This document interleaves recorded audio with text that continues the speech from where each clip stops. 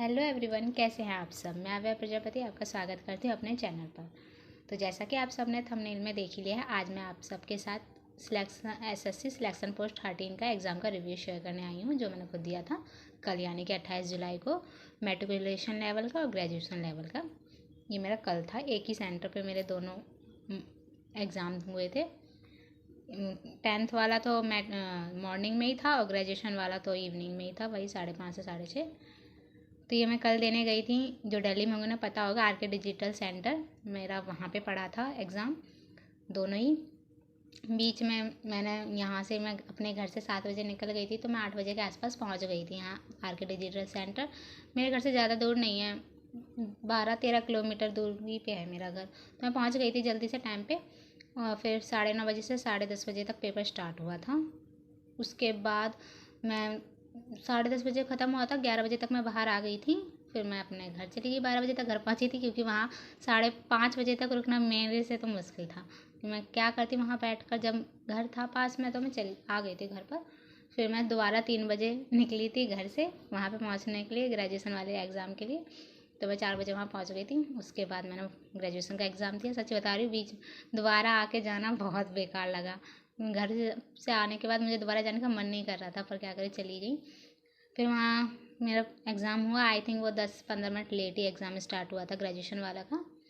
उसके बाद 7 बजे तक मैं एग्ज़ाम सेंटर से बाहर आई थी और फिर घर आई थी। तो अब मैं बताती हूँ आपके साथ कि मैंने मतलब क्या क्या प्रॉब्लम फेस की एग्ज़ाम देते समय और कैसा पेपर आ रहा है। तो आज मैं वो सब आपके साथ शेयर करती हूँ। तो 10th वाला तो ईजी था, कोई ज़्यादा डिफ़िकल्ट नहीं थे। 10th वाले मैट्रिकुलेशन लेवल पे मेरे अटैम्प्ट आई थी 95 to 96 हैं। आई नो, क्योंकि मैंने थोड़ा गैस वर्क कर लिया था जीके में, तो मेरे 95-96 अटैम्प्ट पहुंच गए हैं मैट्रिकुलेशन लेवल पर। जिसमें मुझे आई थिंक पैटर्न उसमें तो इजी लेवल था, कोई ज़्यादा टफ नहीं था। इंग्लिश भी काफ़ी इजी थी। इंग्लिश में नरेशन 10th लेवल पे नहीं आ रहे थे, थोड़े ग्रामर आ रही थी, और PQRS आए थे इंग्लिश में छोटे छोटे से। जैसे कि किसी ने अवन में कुछ, मतलब कोई खाना बनाना है तो अवन में कोई चीज़, पहले हम किसी वेजिटेबल को धोएंगे, फिर चॉप करेंगे, फिर बेक करेंगे, देन उसे सर्व करेंगे। इस टाइप के PQRS थे, 4 वर्ड के एक PQRS, छोटी छोटी सी लाइन वाले थे। इस टाइप में PQRS थे, बहुत ईजी थे, स्टोरी टाइप के थे, तो वो तो बहुत ईजी थे। और एरर थे और वो कैब थी। नरेशन उसमें नहीं था, आई थिंक वो भी नहीं था, पैसेज वगैरह भी। तो 10th में तो ये था। रीजनिंग में एक आई थिंक क्वेश्चन सीरीज़ के से रिलेटेड था, वो मेरे से सॉल्व नहीं हुआ। उसका पैटर्न मैंने दोनों एग्ज़ाम दिए, इतना मुझे समझ आ गया कि इसमें जो सीरीज़ पूछ रहे हैं ना, वो मतलब मुझसे तो नहीं हो रही। दोनों एग्ज़ाम मैंने दे दिए, दोनों में सीरीज़ आई रीजनिंग में, उनके पैटर्न मेरे सर के ऊपर से चले गए। नहीं समझ आ रहा कि कैसी रीजनिंग में कैसी सीरीज़ पूछ रहे हैं, समझ ही नहीं आ रहा। जैसे कि एक सीरीज़ थी ऐसी 2, 3, फिर 6, 9 और कुछ करके था। पहले मुझे लगा प्राइम नंबर का हो सकता है, डिफरेंस हो सकता है, प्राइम नंबर के आसपास हो सकता है, या स्क्वायर का डिफरेंस हो सकता है, पर ऐसा उसमें कुछ भी फिट नहीं बैठ रहा था, समझ नहीं आया। ये 10th लेवल में था, जिसमें मैंने शायद रीजनिंग में तो छोड़ दिए थे, बाकी जीके में थे। मैथ एक्सट्रीमली ईजी थे 10th लेवल पर। इंग्लिश तो अभी मैंने बताया था, तो 10th लेवल का तो कुछ वो था नहीं। और हाँ, जीके जो है मोस्टली स्टैटिक से भी नहीं कह सकते, आई थिंक करंट अफेयर 24-25 की स्टार्टिंग वाले, जनवरी फरवरी और 24 पूरी, और स्कीम्स, अवार्ड्स और बुक्स, ऑथर्स, ये ज़्यादा पूछ रहे हैं। 10th में भी मैंने देखा था और ग्रेजुएशन वाले में भी। तो ये तो 10th का था। अब डायरेक्ट ग्रेजुएशन वाले में आते हैं, जिसकी सबको एक्साइटमेंट होती है, पता नहीं कैसा पेपर आएगा, कैसा टफ है कि नहीं। तो अब सीधा ग्रेजुएशन वाले में आते हैं। तो ग्रेजुएशन वाली ऑब्वियसली टफ थी। शायद मैंने मेंस दिया, CGL का है, लेकिन मुझे उससे ज़्यादा टफ लगा ये सिलेक्शन पोस्ट 13 के ग्रेजुएशन वाले लेवल का एग्ज़ाम। क्योंकि मैंने आई थिंक रीजनिंग हम वैसे मॉक्स में देते हैं तो 12 से 13 मिनट में कर लेते हैं कंप्लीट, ज़्यादा से ज़्यादा 15 मिनट लग जाते रीजनिंग कंप्लीट करने में, लेकिन वहाँ मुझे 20 मिनट के आसपास लग गए थे रीजनिंग। वो भी तब जब मैंने उसमें 2 से 3 क्वेश्चन छोड़े हैं रीजनिंग में, वो भी सीरीज़ के ही थे। एक अलग ही पैटर्न का था, जिसमें मंथ एक्स करके 2 करके, और डेट 4 करके, और कुछ ईयर था, ऐसे था उसमें, पता नहीं रोल नंबर समथिंग कुछ था, जिन्होंने दिया होगा कल ग्रेजुएशन वाले में उन्हें पता होगा, मेरे से नहीं हुआ, मैं देख के समझ गई ये नहीं होगा क्योंकि वो न्यू था एकदम, नहीं देखा था उसके जैसा क्वेश्चन। और 2 सीरीज थी ऐसी थी, एक ए लिखा अल्फ़ाबेटिक थी, ए जेड फिर बी देन फिर बी था, उसके बाद बताना था कि क्या नेक्स्ट नंबर होगा, ऐसी थी आई थिंक वो सीरीज़। वो भी नहीं समझ आ रहा था क्या मतलब कैसे, मैंने पहले सोचा -1 +2 करके समथिंग है ऐसा, या फिर कुछ अपोजिट लेटर टाइप में कोई डिफरेंस वगैरह होगा, लेकिन नहीं समझ आया तो वो छोड़ दिया मैंने। 3 से 4 रीजनिंग क्वेश्चंस थे जो मैंने छोड़े हैं। और एक और थी आई थिंक वो कोडिंग डिकोडिंग करके था ना, वो होता है ABCD करके होता है, मतलब अल्फ़ाबेटिक होती है फिर इसके दूसरे रिफ़र करने की दूसरी अल्फ़ाबेटिक सीरीज़ होती है, उस टाइप में था तो बताना था, वो मेरे कोडिंग डिकोडिंग वाला नहीं हो पाया था। तो 3-4 तो मेरे रीजनिंग में ही छूट गया 20 मिनट देने के बाद भी।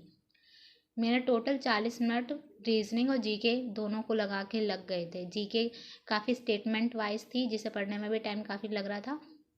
और मतलब मुझे आई थिंक साइंस से तो एक ही क्वेश्चन था, एक फिजिक्स से था और मतलब और एक हिस्ट्री का था, हिस्ट्री में स्टेटमेंट टाइप में था। ज्योग्राफी से भी समथिंग ऐसे ही था। तो मुझे और बाकी स्कीम्स थी, स्कीम में एक तो वो स्कीम थी जिसमें रूरल एरिया में वुमेन को सिलेंडर डिस्ट्रीब्यूट किए गए थे ना, वो किस स्कीम से रिलेटेड था वो बताना था। और एक थी गति शक्ति, आई थिंक गति शक्ति करके था, वो किससे रिलेटेड है, रोड ट्रांसपोर्ट से था या और भी ऑप्शन थे, तो गति शक्ति से रिलेटेड था। एक और आई थिंक स्कीम थी, तो स्कीम से तो रिलेटेड आ रहे हैं। अगर किसी के आगे एग्ज़ाम है तो प्लीज़ स्कीम कवर कर लेना, अगर वो चाहते हैं कि जीके में अच्छा स्कोर होए तो स्कीम्स कवर कर लेना, बुक्स और ऑथर कर लेना। मेरे में आई थी गीतांजलि किसने राइट की, वो तो बहुत ईजी था गीतांजलि के बारे में, रविन्द्रनाथ टैगोर, तो गीतांजलि का था। और अवार्ड वगैरह भी आए थे आई थिंक 2024 के या 25 के ही अवार्ड आए थे, जो मैंने करंट अफेयर पढ़ा नहीं था इसलिए मुझसे नहीं हुए थे। तो ये तो जीके में था। जीके में मैंने ज़्यादा अटैम्प्ट नहीं किए हैं और कुछ मैच द फ्लोइंग करके भी था आई थिंक एक आध क्वेश्चन। तो जीके तो यही था, जीके में मेरा काफ़ी टाइम लगा क्योंकि पढ़ने में, और जो मुझे लग रहा था नहीं होगा तो मैं पढ़ती भी नहीं थी। जो जैसे ही करंट अफेयर अब 2024 का आ गया तो मैं उसे स्किप कर देती, पढ़ने का ही टाइम क्यों टाइम वेस्ट कर जब करंट अफेयर की ही नहीं। तो जीके में तो यही था। जीके टफ आ रही है मुझे, मेंस के लेवल से जीके टफ लगी क्योंकि मेंस की जो जीके थी ना सीजीएल की जब मैंने दिया था तो उसमें ना पढ़ते थे तो हमें पता होता, हमें लगता था कि हमने ये पढ़ा है, हम थोड़ा करेंगे तो हो जाएगा हमसे। मतलब ज्योग्राफी हिस्ट्री से ही थी लेकिन जो PYQ आते थे ना उन्हीं से ही रिलेटेड बस स्टेटमेंट दे दी होती थी तो वो इजीली हो जाते थे। लेकिन इस बार मुझे ऐसा कुछ नहीं लगा, जी कि मुझे बहुत टफ लगी इस बार की। मतलब अगर जी अच्छा स्कोर करना है तो जीके को अच्छे सा पढ़ना पड़ेगा। मैथ ठीक थी, इजी थी, लेकिन मेरे पास टाइम नहीं बचा था क्योंकि मैंने जैसा कि अभी बताया मैंने जीके और रीजनिंग में ही 40 मिनट्स ख़राब किए थे अपने। उसके बाद इंग्लिश भी करी तो मेरे पास आई थिंक 22 या 20 मिनट्स ही बचे थे, तो मैं मैथ सारा अटैम्प्ट तो नहीं कर पाई थी। एक तो थोड़े ही अटैम्प्ट हो पाए थे मेरे से, आई थिंक 18-20 रहे होंगे, यही अटैम्प्ट थे मेरे।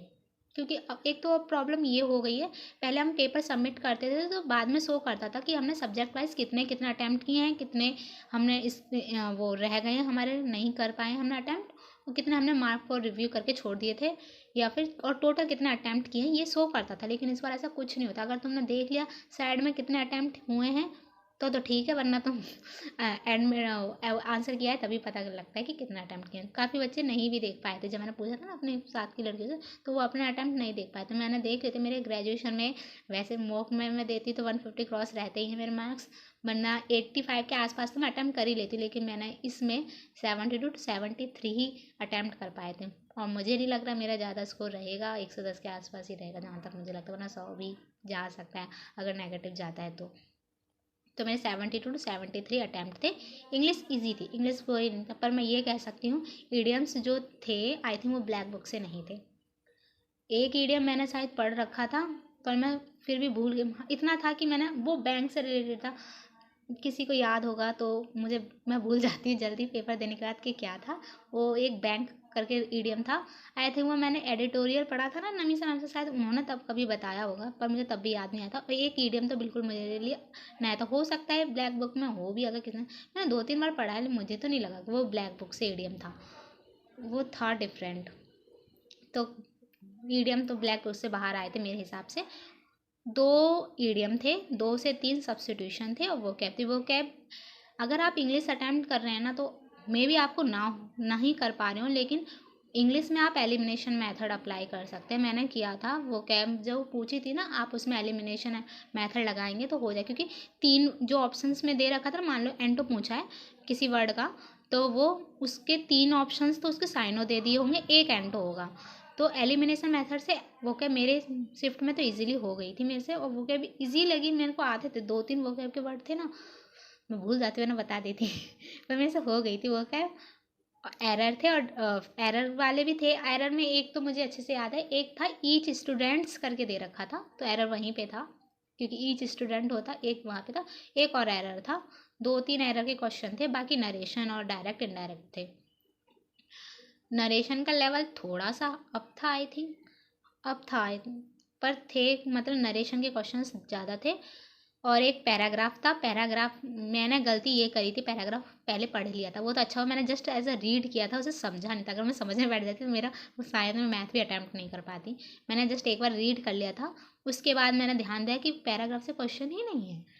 मतलब एक होता है नाउन क्लॉज एडवर्बियल फ्रेज वगैरह, इस तरीके से एक पूछा था कि ये इसके लिए इमेज के लिए क्या है, तो एक वो क्वेश्चन था। मैंने तो नाउन क्लॉज आई थिंक लगाया है, इमेज को क्वालिफाई करा था ना आई थिंक, तो मैंने यही कर दिया है। और बाकी के कुछ वो कैब से वो कैब उस क्वेश्चन पैराग्राफ पैसेज से रिलेटेड थी, मतलब एक ही क्वेश्चन था। अगर वो पैसेज पढ़ा है तो एक ही क्वेश्चन तुम सॉल्व कर सकते हो, अदरवाइज पैसेज पढ़ने की जरूरत ही नहीं थी, वो बाकी क्वेश्चन विदाउट पैसेज को रीड किए भी हो गए थे। मैंने रीड कर लिया था, 1-2 मिनट तो चले ही गए होंगे मेरे से पढ़ने में। बस इंग्लिश में यही था, एरर, नरेशन, डायरेक्ट इनडायरेक्ट और नरेशन करके जाना, एक्टिव पैसिव वॉइस और डायरेक्ट इनडायरेक्ट, ये तो आ ही रहे हैं। ग्रामर के जो एरर वाले थे वो ज़्यादा टफ नहीं थे आई थिंक, ईजिली हो सकते हैं। और वो कैब अगर आप सॉल्व कर रहे हैं तो एलिमिनेशन अगर आपको नहीं आता ना, तो नीचे ऑप्शंस को एक बार एलिमिनेट करके ट्राई करना, हो जाएंगे। ईडियम्स मुझे आउट ऑफ ब्लैक बुक लगे। सब्स्टिट्यूशन भी हो जाएगा आई थिंक। मेरे में एक सब्स्टिट्यूशन तो ये आया था जिसके पास एक क्रोमोसोम हो आई थिंक, वो था कुछ इसी टाइप का था। तो ये तो मेरा इंग्लिश था। और मैंने आपको जैसे कि बता ही दिया कि मेरे 72 से 73 अटैम्प्ट थे। अगर कोई फर्दर जिनका भी पेपर है ना, तो एंड में जब आप 1 से 2 मिनट बचे ना, तो अपने साइड में यहाँ पे शो होता है, यहाँ पे देख लेना आपने अभी तक वो 7 अटैम्प्ट भी दिखाता है कि कितने अटैम्प्ट हो गए। अगर वरना बच्चे देखते नहीं है ना, जल्दी जल्दी में टाइम नहीं बचता, तो उन्हें फिर पता नहीं चलता कि उनके अटैम्प्ट कितने हैं। तो यहाँ पे देख लेना, मैंने देख लिया था कि 72 से 73 के अटैम्प्ट थे मेरे। तो यही था जीके, और ऑब्वियसली पैटर्न चेंज है। रीजनिंग जीके का तो मुझे लगा। इंग्लिश तो ठीक थी, कोई ज़्यादा टफ नहीं लगी मुझे इंग्लिश में। हाँ पीक्यूआरएस थे, पीक्यूआरएस में आई थिंक मेरे से एक पीक्यूआरएस रह गया था, मैंने इसे बाद में मार्क को रिव्यू कर दिया था, लेकिन मैं उसे नहीं कर पाई थी। पीक्यूआरएस भी 3 से 4 थे इंग्लिश में, जो ठीक लेवल के थे। बाकी इंग्लिश में तो यही था। मैथ अगर आपने अपने लिए टाइम निकाल लिया है रीजनिंग जीके और इंग्लिश को करने पे, अगर आप लास्ट में अटैम्प्ट करते मेरी तरह तो मैथ कवर की जा सकती थी। मैथ में कुछ ज़्यादा नहीं, 1-2 क्वेश्चंस थे आई थिंक। एक क्वेश्चन तो रॉन्ग भी लगा मुझे आई थिंक, वो ज्योमेट्री का था लास्ट वाला, जिसमें एक एंगल 49 दे रखा था। जिन्होंने कल दिया होगा उन्हें पता होगा। उसमें आर या फिर एस एंगल वाला एक्स्ट्रा दे दिया था, जहाँ उसके बारे में तो क्वेश्चन में कुछ बताया भी नहीं था, वो मुझे रॉन्ग लगा तो मैंने उसे स्किप कर दिया था। और भी बहुत से क्वेश्चंस थे, लेकिन मैं जिनका आने वाला एग्ज़ाम है मैं उन्हें बता दूँ, शांत रिलैक्स होके जाना। पे मूव जैसे अभी तक हमने दिए थे उससे डिफरेंट है, मैं मानती हूँ। रीजनिंग जीके इंग्लिश, तो फिर इंग्लिश में जैसे पैसेज क्लोज टेस्ट आता था, मतलब क्लोज टेस्ट और फिल इन द ब्लैंक्स, वैसा कुछ नहीं है। हाँ आप देंगे अगर पेपर तो कम्प्लीटली डिफरेंट लगेगा, ग्रेजुएशन वाला है, डिफरेंट है। और जितना आप मॉक टेस्ट में अटैम्प्ट कर लेते थे, मैं भी उतने ना कर पाए, मेरे भी उतने नहीं हो पाए। मोस्टली बच्चे मैंने पूछा भी उनके भी ऐसे ही अटैम्प्ट थे। कुछ होंगे एक्सट्रीमली वो एक्सट्रीम केस जिनके अच्छे अटैम्प्ट 90-95 रहे होंगे, मुझे नहीं पता उनके बारे में, क्योंकि सब एक जैसा अटैम्प्ट करें ज़रूरी भी तो नहीं। तो अगर आपका नेक्स्ट आने वाले टाइम में एग्ज़ाम है तो बस एक काम करना, शांति शांति शांति, काम एंड रिलैक्स होकर एग्ज़ाम देना, हड़बड़ाना नहीं। और हाँ स्किप, अगर आपका आने वाले टाइम में एग्ज़ाम है तो आप स्किप ज़रूर करना। अगर आपको नहीं आ रहा है तो उस पर टाइम वेस्ट मत करना। सच्ची बताऊँ, आपको लग रहा है ये न्यू पैटर्न है आप नहीं कर पाएंगे, स्किप करिए, आगे बढ़िए। क्योंकि बहुत से ऐसे क्वेश्चन है अगर आपने स्किप कर लिया है ना, तो आप अच्छा स्कोर कर सकते हैं, अच्छा अटैम्प्ट कर सकते हैं, लेकिन आपको स्किप करने की ज़रूरत है अगर आपसे नहीं हो रहा है। एक पे स्टक होकर नहीं रहना है, यही है। और जिनका आगे एग्ज़ाम है बेस्ट ऑफ लक। मेरा अभी 12th लेवल का रह गया है, जो मेरा पवन गंगा में गया था, जैसे कि मैंने आपको अपने टेलीग्राम चैनल पर बताया भी था। मेरा 26 तारीख को था 12th लेवल का पवन गंगा में, वो कैंसिल हो गया। तो 2 तारीख को है, पता नहीं कहाँ होगा, ये यहीं पता नहीं दिल्ली में ही शो करा स्टेटस में। तो ये हो सकता है डिजिटल वाले में या आसपास के कुछ हो, पर मैंने कल टेलीग्राम पे देखा था हरगोविंद इंस्टीट्यूट करके, वहाँ पे हाथापाई हुई है। मैं देख के डरी, क्योंकि अभी फ़िलहाल में ही मैं CSIR की टाइपिंग के लिए वहाँ पे गई थी। पर सच में बता रही, बिल्कुल अच्छा नहीं हो रहा जो भी ये हो रहा है। देखते हैं, होप सो क्या होता है। 31 तारीख को दिल्ली में सब मिलने हैं। और क्या बताऊँ, बस बेस्ट ऑफ लक। जिनका आगे फर्दर एग्ज़ाम है अच्छे से देना, शांति से देना। और सीजीएल का तो भगवान भरोसे है कि कैसा क्या होता है। मेरे को तो यही सोच के डर लग रहा है कि प्री का एसएससी में फेस का ये पैटर्न है, तो सीजीएल का मेंस का क्या होगा। ऑब्वियसली फिर कट ऑफ तो डाउन जाएगी, रह जाएगी। ओके, बस यही था मेरा एग्ज़ाम का रिव्यू। बस अब आपको 12th के 2 तारीख को मिलती हूँ बस। ठीक है, बाय।